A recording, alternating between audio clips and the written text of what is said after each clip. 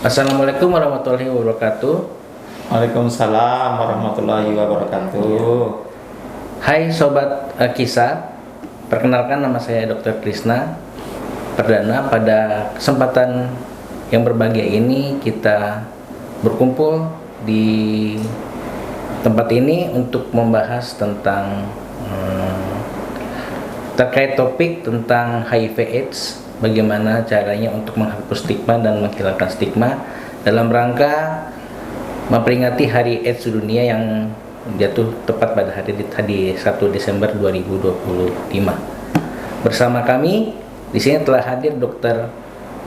Gaharudin Alhamsyah, spesialis penyakit dalam, dokter penyakit dalam di RSUD Kisah, dan juga telah hadir bersama kita Mbak Hages Budiman. Halo. Salah satu penggerak di bidang HIV/AIDS dari Kuldesak ya, Mbak? Kuldesak. Oke. Jadi mungkin kita langsung aja berbicara tentang topik yang mungkin dalam beberapa tahun terakhir itu sedang merebak ya, tentang HIV/AIDS. Nah, di mana HIV/AIDS ini kan masih menjadi sebuah stigma ya di masyarakat kita, baik di Indonesia, yang di mana negara kita Indonesia ini adalah negara yang menganut budaya Timur, yang bahwa apa yang terjadi tentang HIV itu dia adalah menjadi stigma bagi masyarakatnya sendiri. Kemudian kita ke Dokter Kahar dulu deh. Gitu. Dok, ya selamat siang dok. Ya. Selamat siang dokter. Bagaimana dok menurut dokter terkait dengan HIV/AIDS itu sendiri sih dok?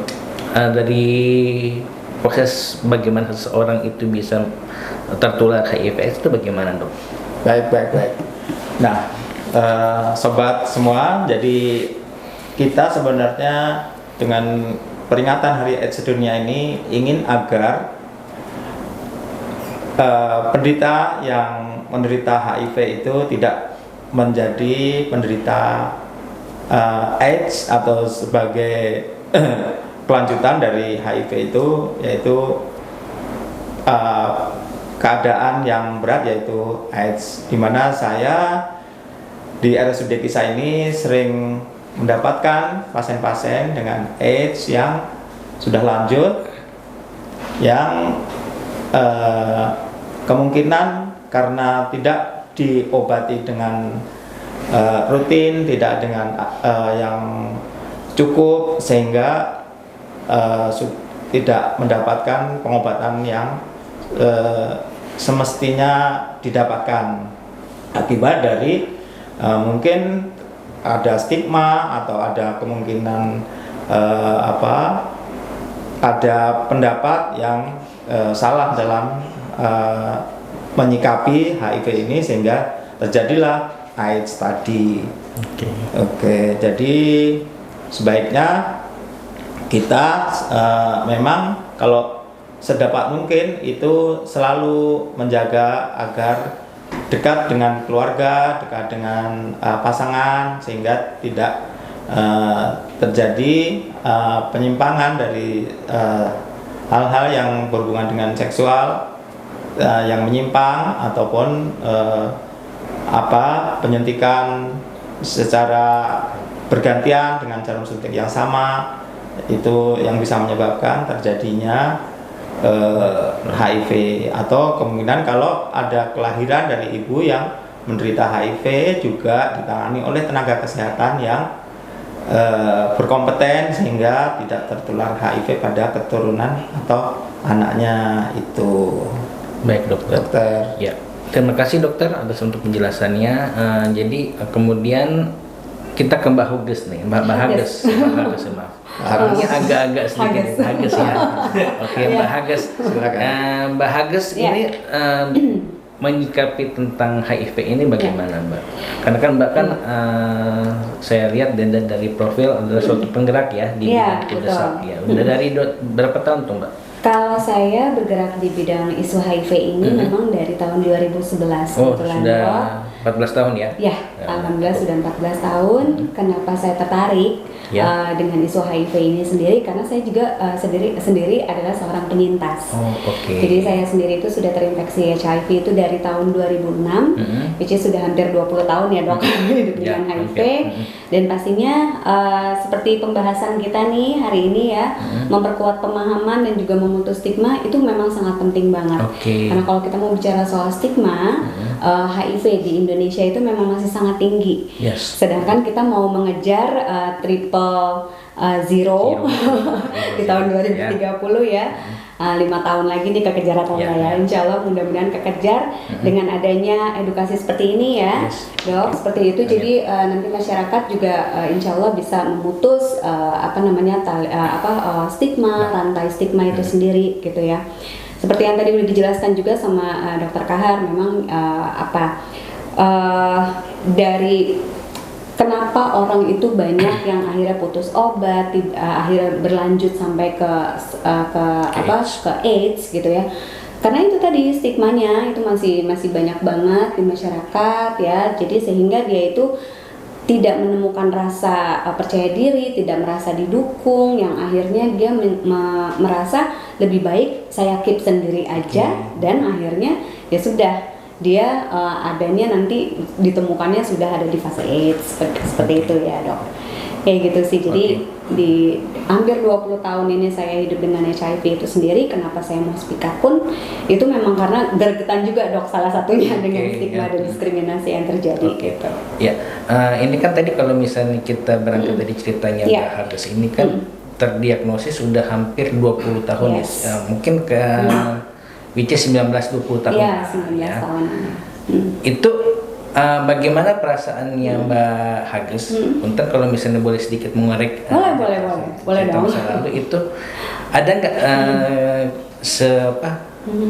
perasaannya Mbak Hages ini sampai akhirnya mendapatkan stigma, mungkin sampai akhirnya Mbak Hages ini terketuk hatinya untuk membuat suatu komunitas yang itu ada nggak atas dasar tersebut? Oh iya, betul.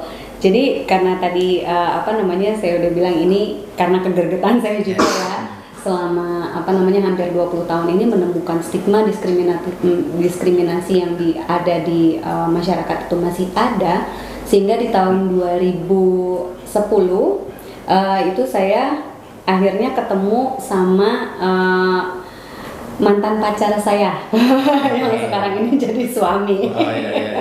Gitu ya. Mantan pacar Nipa ya. Jadi ketemulah sama beliau. Kalau dulu saya di tahun 2006 sampai dengan 2010 itu saya sangat tertutup, Dok.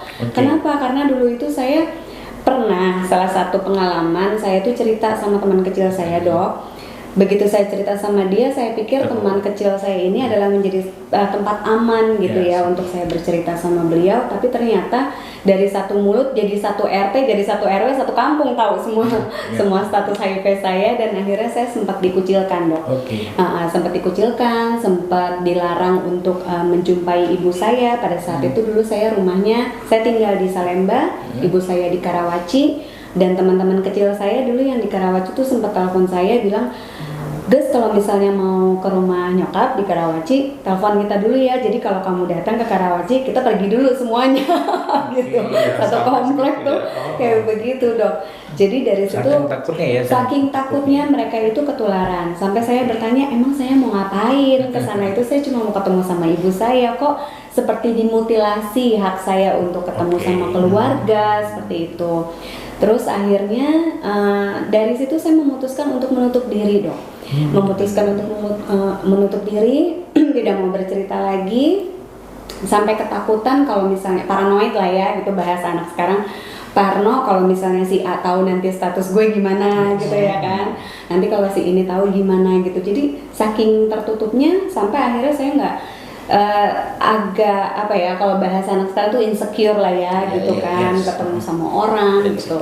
Betul. Nah di tahun 2010 itu ketemulah saya sama seseorang yang membuka lebar mata saya terkait dengan HIV ini. Tidak semenyeramkan itu, tidak semenakutkan itu. Saya dibawa sama dia itu ke seorang dokter yang sangat kompeten, dan ini pun juga sangat diperlukan juga ya untuk teman-teman semua, baik itu yang penyintas ataupun masyarakat di luar sana yang bisa mengedukasi baik itu si pasien atau si masyarakatnya terkait dengan si HIV ini sendiri. Oh, ini tidak semenakutkan itu, tidak semematikan itu. Terus kenapa kalau lu hidup dengan HIV? Saya malah digituin. Terus kenapa gitu ya kan? Justru dengan HIV ini saya banyak belajar, saya banyak bersyukur, saya banyak menjaga diri saya, menjaga lingkungan saya, keluarga saya. Dan bahkan dokter itu juga bilang bahwa kamu akan mempunyai kualitas dan juga kesempatan hidup yang sama dengan HIV, dengan orang-orang yang non-HIV selama kamu terapi obat ART, betul ya dok? Gitu. Jadi kamu punya kualitas hidup, kesempatan hidup yang sama, Hages. Jadi kamu nggak perlu takut, kamu boleh menikah, gitu ya, boleh punya anak. Kamu nanti anak-anak kamu juga bisa punya anak, kamu bisa punya anak yang negatif. So HIV itu bukan apa-apa. Jadi hal yang seperti itu yang membuat kita menjadi tenang dan akhirnya menjadi timbul lagi rasa percaya diri, dan edukasi itulah yang membawa saya terbuka dok. Akhirnya saya dengan suami saya yang sekarang ini kita bikin komunitas di tahun 2010 itu, merangkul teman-teman yang tadinya tidak tahu menjadi tahu, yang tidak mau belajar menjadi akhirnya belajar, yang tidak mau terbuka akhirnya jadi terbuka, mau berkumpul dengan minimal teman-teman komunitas, saling belajar, dan disitulah akhirnya Kuldesak itu terbentuk seperti itu. Agak panjang ya.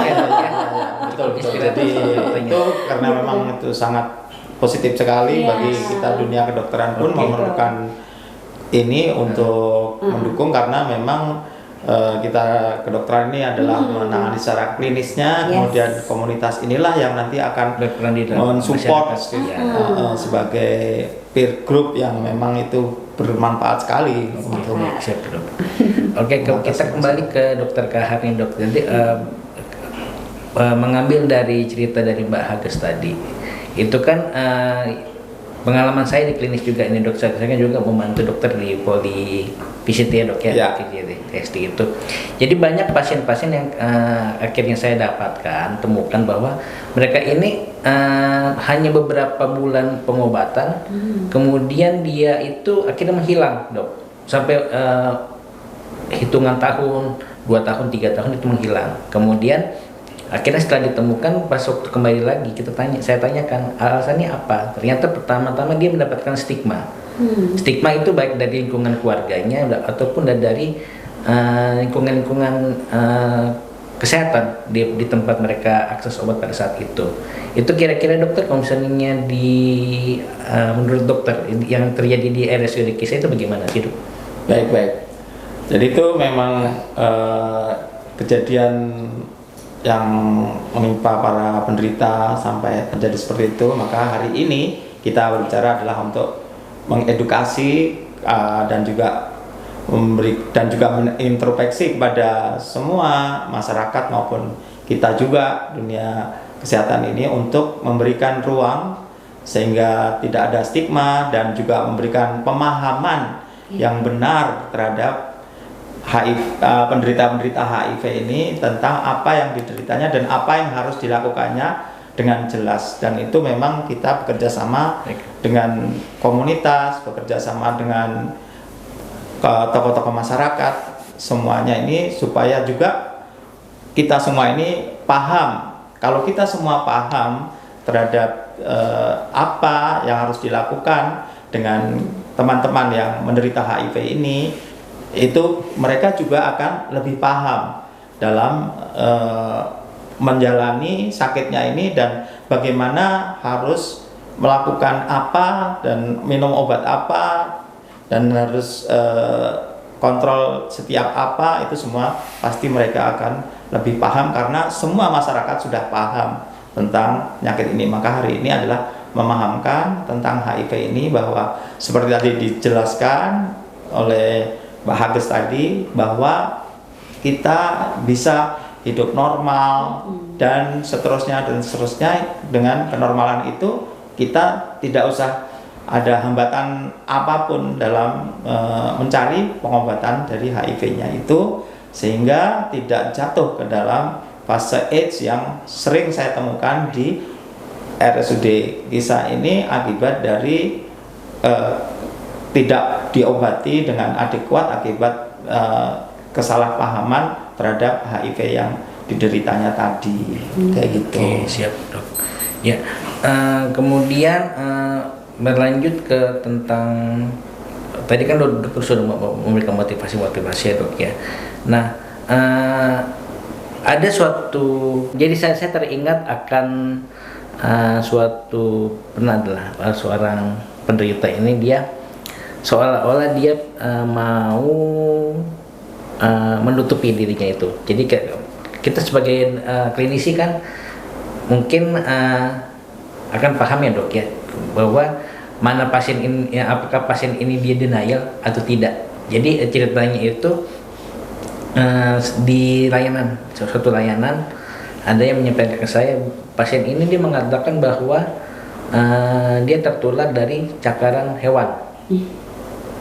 Karena waktu itu dia berkunjung ke rumah kerabat segala macam, ada kucing mendekati dia kena cakaran, sehingga dia kemudian suatu waktu masuk rumah sakit diperiksa HIV-nya akhirnya positif. Dia mungkin waktu pada saat itu masih belum menerima.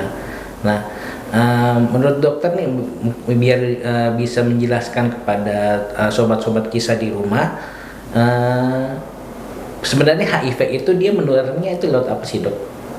Ya, karena kan orang-orang tuh masih kayak cerita Hages tadi tuh, hanya datang ke kompleks yang nggak tahu apa-apa, kompleks kok pada nyebar kemana-mana gitu loh ya kan. Itu satu. Kemudian ada juga yang, dok ini boleh nggak sih kita makan satu barang kayak kumpul di ngeriuh gitu. Orang Sunda kan ngeriuh tuh. Itu kira-kira gimana dok? Boleh nggak tuh dok? Baik. Jadi penularannya itu yang penting sebetulnya ya ada 3 yang penting. Jadi hanya tertular apabila melakukan hubungan seksual yang tidak dengan perlindungan. Kemudian yang kedua, jarum suntik yang dipakai bersama-sama pada penderita yang sudah kecanduan narkoba, yang tidak enak dengan nyuntik sendiri, pasti mereka akan nyuntik barang, jadi jauhi narkoba juga itu. Jadi sebenarnya penularannya lewat itu. Yang satu lagi adalah kelahiran yang tidak ditangani oleh tenaga kesehatan yang kompeten untuk mencegah terjadinya HIV pada anak misalnya. Ya itu 3 itu. Ya selain 3 itu, mau makan bersama, mau berkumpul, bermain bersama, misalnya pasangan mungkin atau pakai perlindung dan sebagainya, ya itu aman. Kemudian kalau misalnya berpelukan antara kawan, tidak akan menularkan kayak gitu. Seperti itu dok. Baik, siap dok. Berarti sobat kisah di rumah, berarti penjelasan dari dokter Kahar tadi itu sudah cukup menjelaskan ya, bahwa hanya menular lewat hubungan seks yang berisiko tanpa menggunakan pengaman, dan juga tindakan menggunakan obat jarum suntik yang berganti-gantian atau pada pengguna narkoba. Berarti yang selain itu bebas ya sobat-sobat kisah. Jadi kalau misalnya ada mereka mau ketemu dengan teman atau ketemu teman lama, udah lama nggak ketemuan, artinya pelukan itu bisa mbak Hages ya? Ya gitu. Mau reunian boleh ya gitu ya. Berarti betul. Itu dia. Nah, terkait kembali ke Mbak Hages lagi tuh, akhirnya bagaimana tuh dengan teman-teman yang lama kemarin itu, apakah mereka sudah terbuka paradigmanya segala macam, bagaimana tuh? Nah, alhamdulillah ini juga media itu menjadi sebuah informasi ya, yang sangat penting banget untuk Oke, media ini menjadi sebuah sarana informasi yang sangat penting juga untuk masyarakat, dan itu juga yang akhirnya membuka mata teman-teman saya. Dan ketika saya open status itu di media sekitar tahun 2015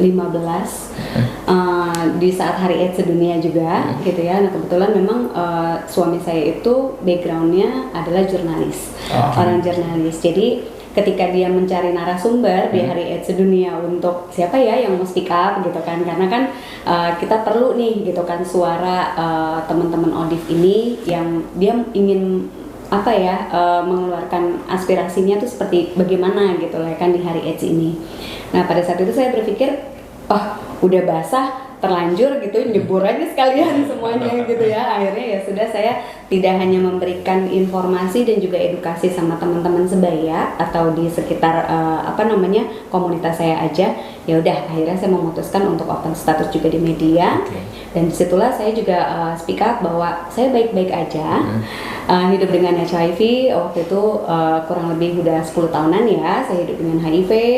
Anak-anak saya semuanya negatif. Saya punya 3 anak saya semuanya negatif. Dan apa yang saya lakukan, perlakuan saya terhadap anak-anak saya sama seperti ibu-ibu yang lain, tidak ada bedanya. Tidak ada yang dibedakan, misalnya saya tidak boleh peluk cium anak saya dan segala macam, tidak, sama sekali tidak. Saya memperlakukan anak-anak saya sama seperti ibu-ibu di luar sana, dari mulai kehamilan sampai saya melahirkan, sampai saya membesarkan mereka, sekarang usianya sudah hampir 20 tahunan, semuanya sehat walafiat. Sama kita melakukan aktivitas sosial itu tidak menularkan HIV. Ingat sekali lagi kata dokter Kahar ya, bahwa HIV itu hanya melalui perilaku yang beresiko, aktivitas yang beresiko. Kalau untuk aktivitas sosial, aktivitas hari-hari, tidak ada yang bisa menularkan. Kalau semudah itu ketularan, mungkin anak-anak saya semuanya udah kena ya dok, gitu ya. Tapi alhamdulillah, tabarakallah, anak-anak saya semuanya sehat. Dan disitulah teman-teman akhirnya terbuka gitu, yang tadinya mengucilkan saya, ternyata anak-anaknya aja nggak apa-apa kok gitu ya, yang tinggal bareng sama dia, yang memang sehari-harinya hidup sama si Hages nih gitu kan, anak-anaknya semuanya sehat gitu. Jadi dari situlah akhirnya teman-teman saya alhamdulillahnya malah minta maaf dok. Dan pada saat itu juga dulu di saat saya diperlakukan seperti itu, ibu saya pun juga selalu bilang, gak apa-apa, kamu datang aja ke rumah, kamu tetap datang ke rumah, mama pastikan tidak akan ada yang berubah, baik itu kasih sayang ataupun perlakuan kita semua keluarga ke kamu, tidak akan ada yang berbeda. Begitu saya datang dok, apa yang terjadi, ibu saya benar-benar menyambut saya dengan sangat-sangat hangat. Hages gitu dong. Jadi benar-benar yang dia ingin menunjukkan kepada para tetangga, menjulit-julit gitu kan. Ini anak mama yang hebat, yang cantik. Ayo sayang, yuk makan yuk gitu. Dan dia dengan lantangnya bilang, biar semua orang tahu ya Hages, bahwa kamu hidup dengan HIV itu tidak apa-apa. Kamu hidup dengan HIV itu tidak akan menurunkan nilai kamu sebagai manusia. Tapi yang bisa menurunkan nilai kita sebagai manusia adalah ketika kita tidak bisa memanusiakan manusia. Kata-kata itu yang membuat saya bersemangat. Dan akhirnya tetangga mungkin merasa tersinggung ya.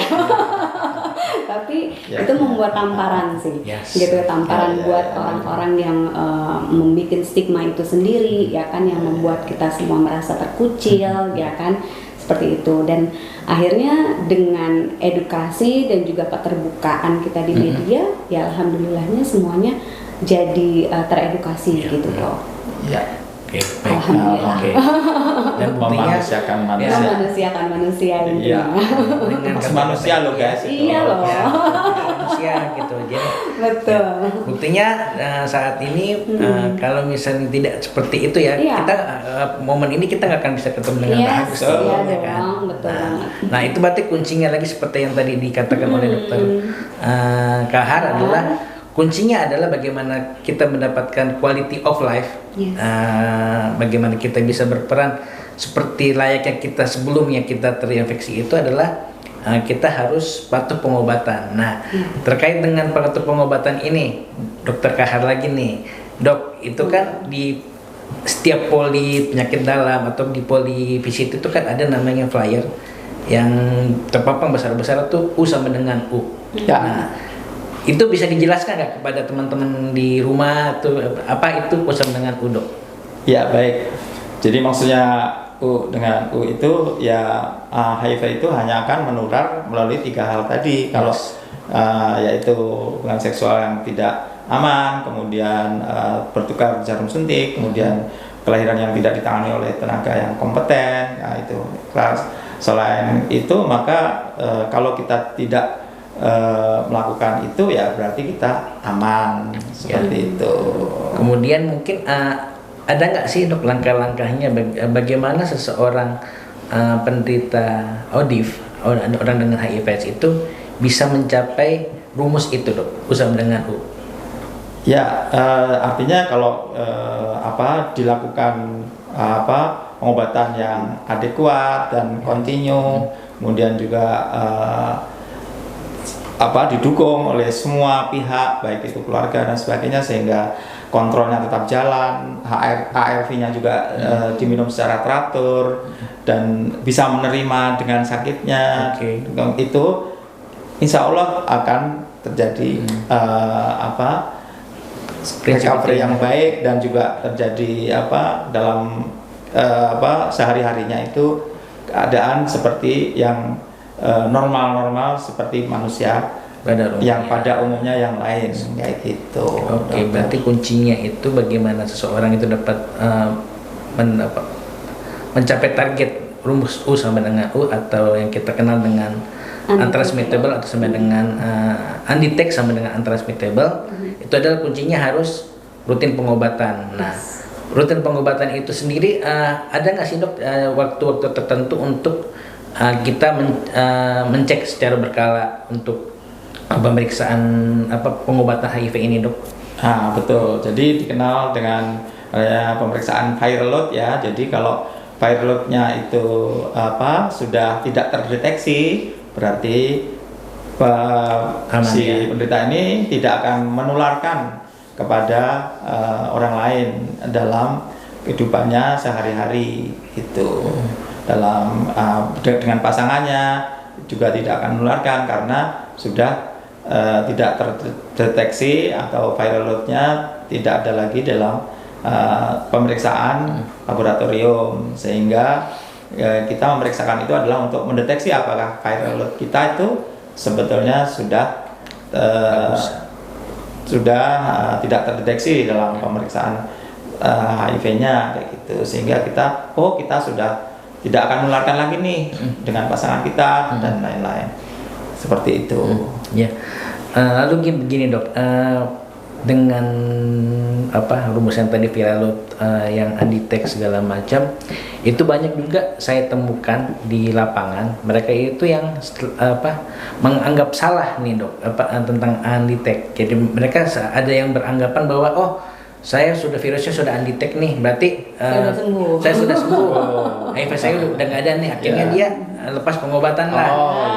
Itu kira-kira bagaimana itu? Itu tadi di awal kita tema ini HIV sedunia ini kan memahamkan. Jadi memahamkan juga selain kepada masyarakat bagaimana tidak ada stigma, juga memahamkan sama penderita ini sebetulnya walaupun undetect, tidak terdeteksi lagi virusnya, tetapi ini kan akibat dari konsumsi obat yang teratur.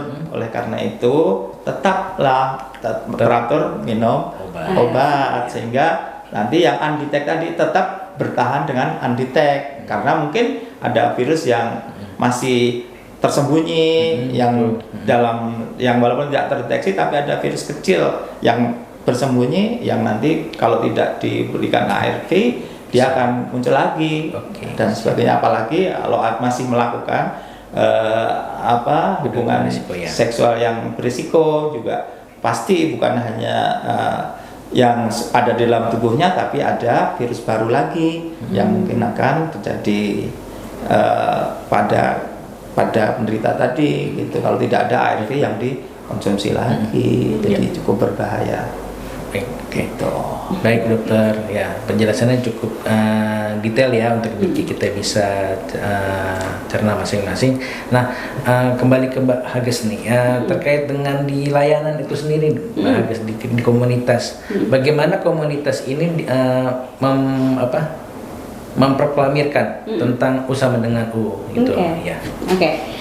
Ya, kalau itu memang kan kita selalu juga memberikan support kepada teman-teman yang ketika bagaimana caranya mereka itu yang tadinya nggak mau minum obat menjadi mau minum obat.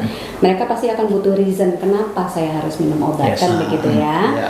Nah, disitulah akhirnya kita menjelaskan juga kepada teman-teman yaitu tadi untuk mencapai target U equals U tadi itu. Undetectable itu akan bisa kita capai targetnya ketika kita sudah terapi obat ARV minimal 3 bulan.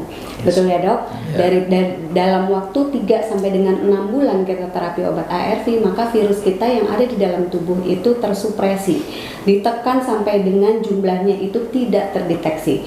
Sekali lagi kita juga memberikan pemahaman bahwa yang namanya tidak terdeteksi itu bukan berarti tidak ada, bukan berarti nol sama sekali. Tapi dia benar-benar dikecilkan sekali si virusnya ini sampai dengan dia tidak terdeteksi di dalam darah pada pemeriksaan laboratorium seperti yang dijelaskan sama Dokter Kahar tadi. Nah, ketika dia sudah tidak terdeteksi, apa yang harus dilakukan pada teman-teman itu harus tetap dia terapi obat ARV-nya jangan sampai putus. Dan saya pun juga tidak mau membebankan teman-teman itu dengan bilang bahwa minum obat ARV-nya harus seumur hidup, kayaknya berat banget gitu.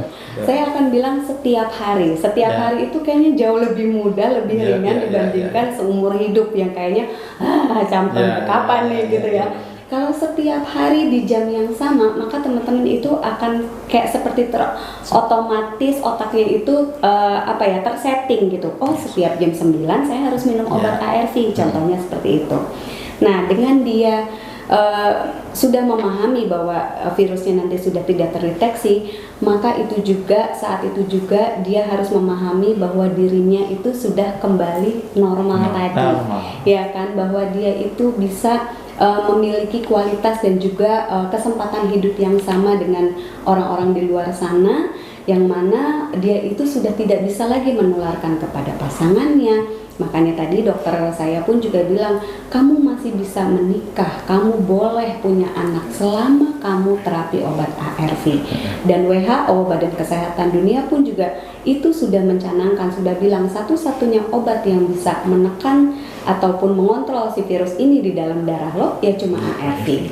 Sampai nanti dia sudah tidak terdeteksi, artinya kamu sudah tidak bisa lagi menularkan kepada pasangan kamu, kepada anak-anak kamu nanti ketika kamu mau promil, silahkan aja. Seperti itu. Jadi itu yang kita berikan target juga kepada teman-teman.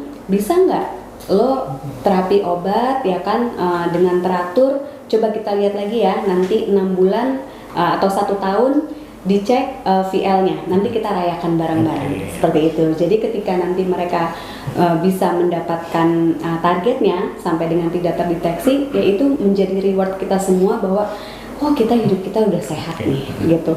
Dan kalau kita di dalam bahasa aktivis, punten banget dokter, kita tidak lagi menggunakan kata-kata penderita, tapi kita sebut saja mereka itu adalah ODIF, ODIF ataupun penyintas, itu saja. Mungkin untuk tadi yang dikatakan oleh Mbak Hages kan ada kata ganti. Nah ini kata ganti untuk AIDS saat ini juga tuh berdasarkan beberapa kali pelatihan yang saya ikuti dok itu. Jadi untuk menghilangkan stigma tentang orang itu AIDS itu kita ganti sekarang namanya AHD dok.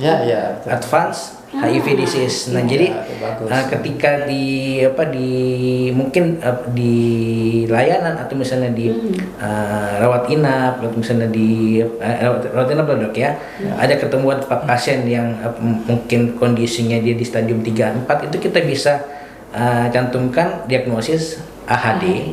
Stadium 3-4 dengan CD4 sekian-sekian gitu. Itu sekedar masukan-masukan yang pernah disampaikan oleh beberapa teman-teman di layanan. Nah, kemudian sekalipun orang nih dok sudah minum obat segala macam, akhirnya dia sudah bisa pulih lagi, tapi ada aja suatu momen dikatakanlah dia itu menurun semangat untuk berobatnya karena ada stigma nih. Dia jadi orang kan istilahnya banyak yang bekerja, kemudian akhirnya jadi tahu nih. Jadi misalnya si A ini dia penyintas HIV. Padahal dia nggak speak up kemana-mana. Nah itu bagaimana sih dok, kalau misalnya langkah-langkah yang harus kita sebagai klinisi boleh bantu pasien tersebut dengan kondisi keluarga tersebut dok. Yang dia artinya dia mengalami namanya kayak semacam diskriminasi dari tempat dia bekerja atau misalnya diskriminasi dari tempat dia berobat gitu. Itu kira-kira bagaimana dok, saran-saran dokter sebagai dokter gitu. Ya, tentu kita kepada sahabat semua ini kita menganggap bahwa mereka itu adalah sahabat kita yang harus kita bantu, yang itu sebagai gitu. Jadi kita sebagai tenaga kesehatan itu tugasnya adalah membantu memberikan apa yang dibutuhkan oleh kawan-kawan ODA ini, sehingga nanti itu mereka jadi tidak terstigma atau tidak mengalami suatu tekanan di dalam hidupnya itu akibat dari sakitnya ini, sehingga dengan begitu kita bisa membantu mereka untuk rutin dan juga bisa bertemu dengan tenaga kesehatan tanpa suatu beban apapun kayak gitu. Karena ini adalah goalnya adalah nanti untuk supaya bisa mencapai viral rate yang negatif, kemudian juga bisa mencapai tingkat kesehatan yang optimal, dan itu adalah tugas dari tenaga kesehatan. Dan juga kita ikut aktif di dalam membantu komunitas ini memberikan informasi sehingga semua itu masyarakat itu paham, dan juga semua masyarakat ini tidak memberikan stigma, karena dengan pengertian yang benar, dan itulah yang harus diberikan kepada kita semua, dan juga bukan hanya tenaga kesehatan tapi juga kepada semua masyarakat itu pemahaman yang benar tentang HIV ini, bahwa ini adalah para komunitas yang menderita atau yang sedang mengalami sakit, mengalami HIV ini perlu suatu support yang benar-benar cukup bagus dari semua masyarakat gitu dokter. Karena memang kan dari target 3-0 ini, kalau misalnya menurut saya sebagai dokter yang hampir 2,5 tahun berjalan membantu dokter Kahak di Poli PCT ini kan, saya menemukan bahwa yang target yang sulit untuk kita capai adalah bukan masalah zero infeksi baru, zero AIDS ya, zero kematian baru. Bukan hanya itu, karena setelah dengan beberapa tahun terakhir kita pengobatannya, akhirnya 2 ini kita bisa tangani, kita kunci. Cuman 1 yang kita nggak bisa itu dok, itu adalah zero stigma. Nah, itu dia. Dari kembali ke Mbak Haga sendiri, bagaimana caranya kita untuk memproklamirkan 3-0 ini agar itu dia bisa berjalan konsisten ya, khususnya untuk yang di zero stigma ini gitu ya. Betul. Jangan hanya sekedar simbol, kalau misalnya kita pertemuan hanya 3-0 terus, tapi pada tindak tanduknya kita tidak gitu loh. Tidak. Itu bagaimana tuh Mbak Hagas? Mungkin bisa disampaikan ke teman-teman. Ya, sepakat banget. Jadi sekali lagi yang namanya stigma itu kan lahir dari ketidaktahuan. Saya percaya bahwa yang namanya stigma itu lahir dari ketidaktahuan. Masyarakat di luar sana yang masih memberikan stigma negatif pada teman-teman ODIF ya, itu karena ketidaktahuan mereka. Jadi dulu pun juga saya sempat kecewa, nangis ya kan, menutup diri dan segala macam. Tapi pada saat itu saya berpikir, kenapa ya mereka seperti itu? Oh iya, mereka memperlakukan saya seperti itu karena mereka tidak tahu, mereka tidak teredukasi. Begitupun juga dengan dengan saya, begitupun juga dengan kami orang-orang yang terinfeksi HIV, ketika kami tidak teredukasi dengan baik, ya udah kita juga akan melahirkan namanya self stigma. Jadi yang namanya stigma itu ada dua kan ya dok, ada yang stigma dari luar, ya kan, ada juga yang paling bahaya itu adalah self stigma. Karena apa? Ini bisa menyebabkan kematian.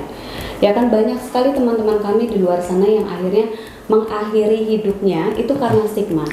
Mereka tidak mau balik ke layanan karena kapok, mereka tidak mau balik ke layanan karena mereka tidak tahu edukasinya tentang HIV. Bentar lagi gue juga mati, ngapain gue minum obat ARV?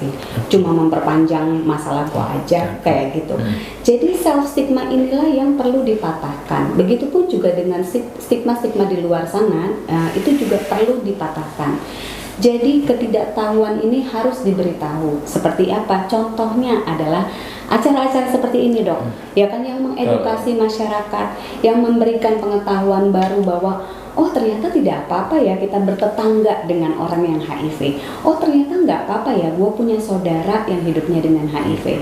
Jangan lagi kita memikirkan dari mana dia mendapatkan HIV-nya, karena tugas kita adalah menyelamatkan satu nyawa. Satu nyawa itu sangat berarti. Ketika rumahnya kebakaran, yang kita harus sibuk itu adalah bagaimana menyelamatkan nyawa di dalamnya.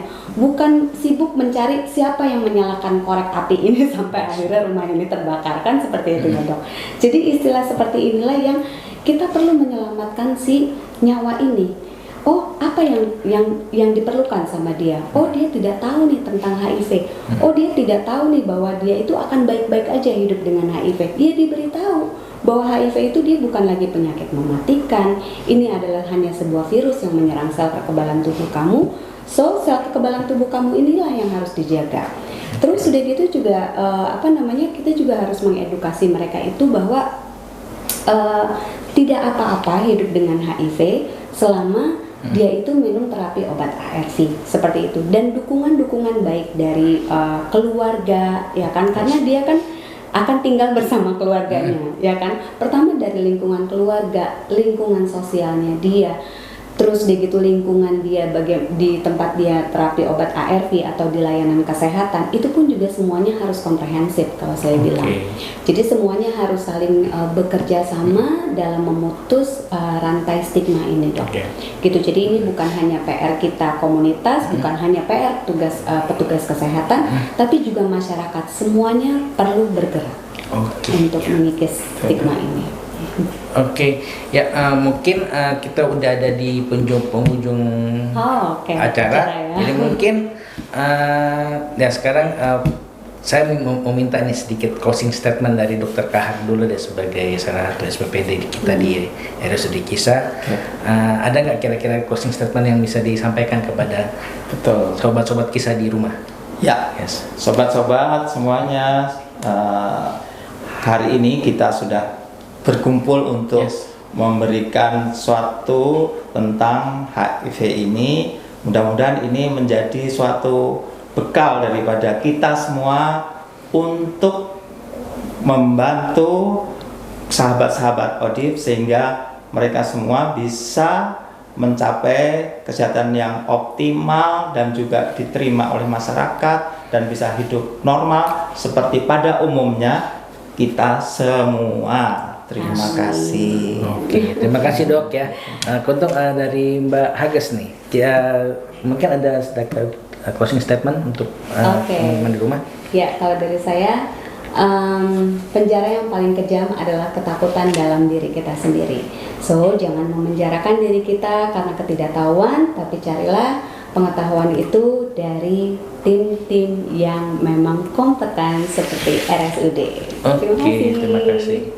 Ya, sobat-sobat Kisah di rumah, demikianlah acara podcast kita pada hari ini, khususnya untuk memperingati Hari AIDS Sedunia yang tepat jatuh di hari ini di tanggal 1 Desember 2025. Sedikit dari saya, mungkin saya ingin menyampaikan sebuah pantun ya untuk teman-teman semua di rumah.